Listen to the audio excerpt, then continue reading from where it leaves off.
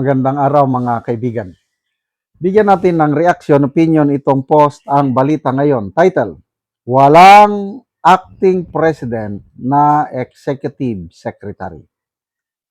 Ito ang reaksyon ng political strategist na si Malu Tikia sa umiikot na usapin sa social media kaugnay sa pagtawag kay Executive Secretary Ralph Recto bilang umano'y acting president.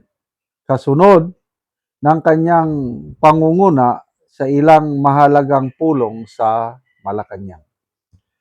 Sa gitna ng mga viral posts at haka-haka online, lalo na sa panahon na may espekulasyon tungkol sa presensya at kalusugan ni Pangulong Bongbong Marcos Jr., diritsahang pinabulaanan ni Tikia ang naturang label.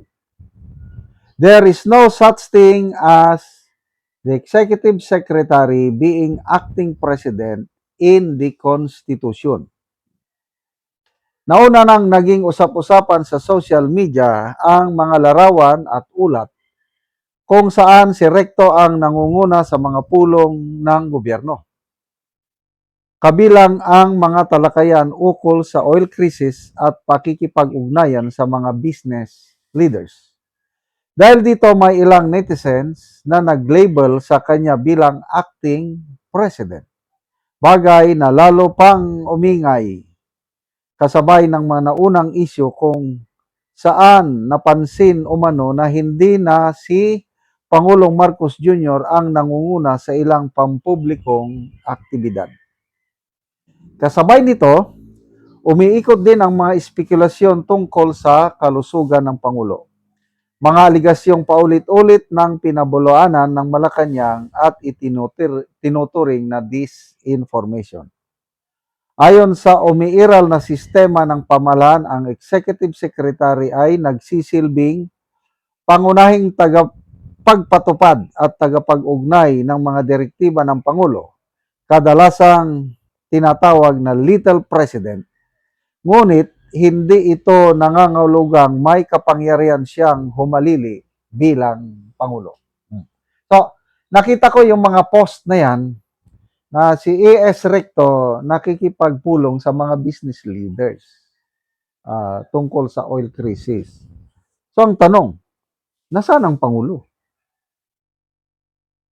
Kasi nung una, nag-post sila ng mga pictures, videos na nagtatrabaho ang Pangulo, malusog, kailang nabuking ng ilang netizens dahil ano ba naman tong mga mainstream media na nagpo-post ng mga pictures at videos, hindi nila tinitingnang maigi na kapag post sila ng video na kasama doon yung yumaong Secretary Juan Ponce Enrile. Di, nabuking sila.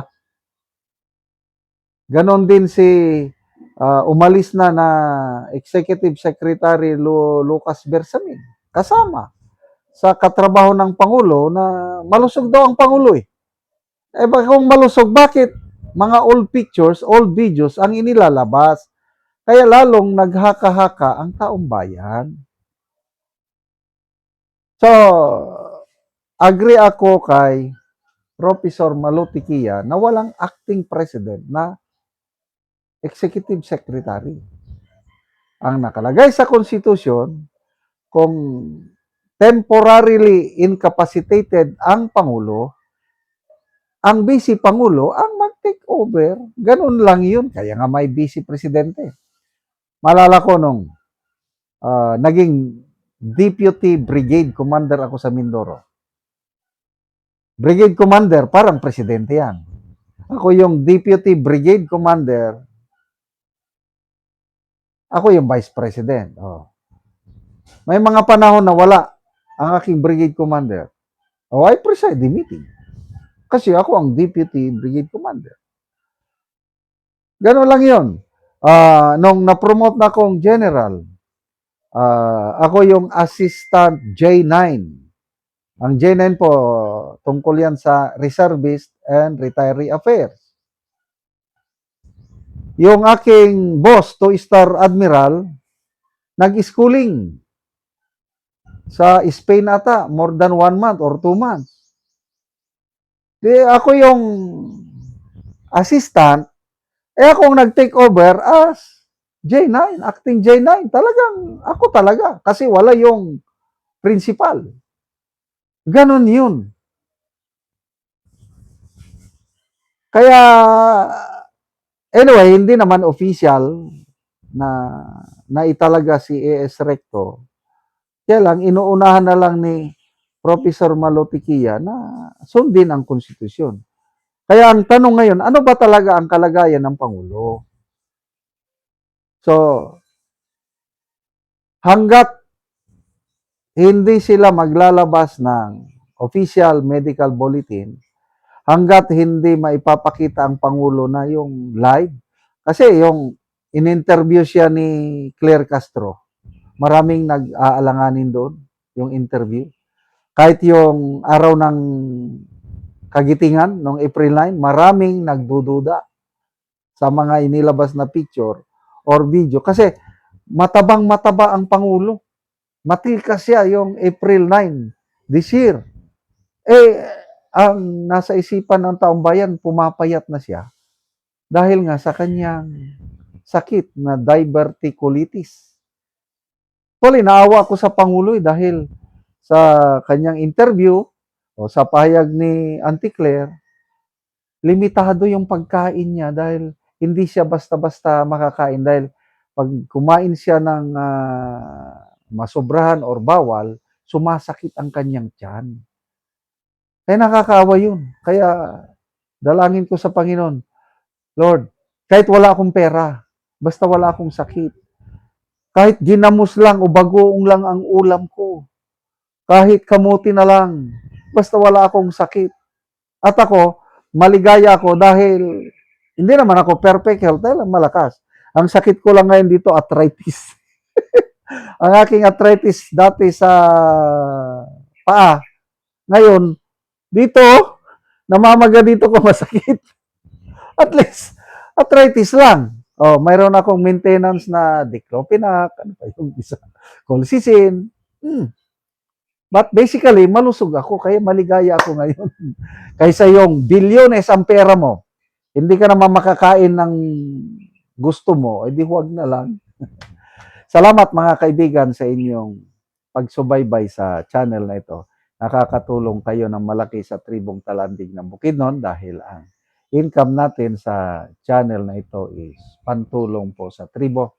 Namimigay tayo ng libreng yero at pako para makapagpatayo sila ng mas maayos na tirahan. Panoorin nyo ang video na ito.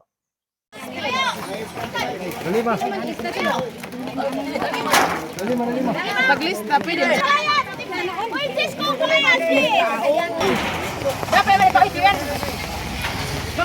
Ay, bayog pa yan dahil sila sa bahay eh.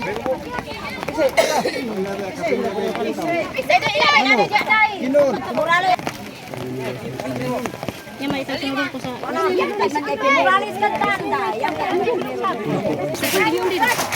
Sis, ang kunti mo pagkataas. Arnold Kinaw dia. Kinuan di ay. Juwi na tagpang banggat. Amo na ni ang ipambugkos sa ngayero ang hatag sa mga tao. So, dagan dito sila kay Lubinta Kabalay ang tabangan og yero.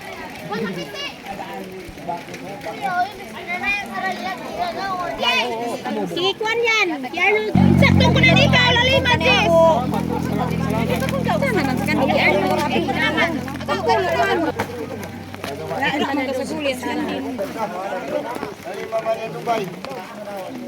Tol, iba ko. So, sa tag-iya. Para hari na kuan.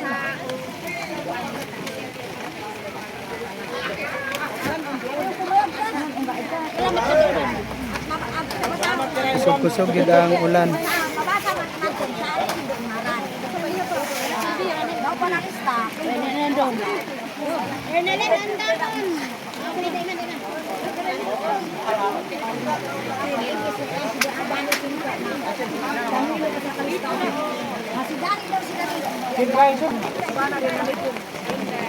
Hari inutik pa kayo sa payong budiyang para tagap. Trinidad! Nakon! Rinda na sini. Ibara ada di mana?